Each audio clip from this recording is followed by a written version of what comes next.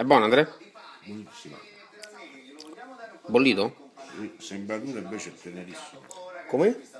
Tenerissimo. Beh, te credo, è la E il carne. bollito è più tenero del mio. È perché non è il zucchero, non è il zucchero, Sergio, no, è un burro, Frank. È un burro, Frank.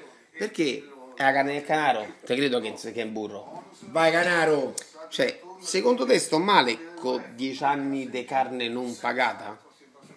Perché voglio dire, nella vita, qui, come dice il canale, qui ci sono gente che si accontentano. Andrea, due tortellini.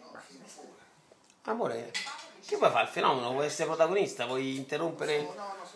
Qui ci sono gente che si accontentano, ci sono persone che magari, che ne so, sposano donne non tanto per amore, ma per gli immobili, per i soldi. No, voglio dire, non credo per la carne, no?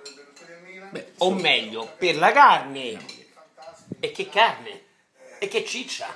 E che sostanza? E che prestazione? Andrea, lui non può fare a meno di me. ma si vede, si vede. Si avverte, eh? Si Si avverte. Domenica, vinello regalatomi dallo Sciascia Nazionale. E Frank, bollito, tortellini. La partita che comincia. L'Albertino e il Fiorentino, detto anche il levatore delle ragnatele, dopo il collezionista di os stanno a girare la sceneggiatura. Tra pochi minuti si comincia. Silvia Escort Una fa... meringata. Una meringata. Niente, una protagonista, una prepotenza, una voglia di apparire. Mamma mia. E allora Silvia Escort che se ne leva da Limaroni con la Lucrezia e se ne va dalla sorella, Giangio in arrivo, domenica siamo vivi e siamo vivi, punto, Secondo te sto male? viva la vita. Viva la vita!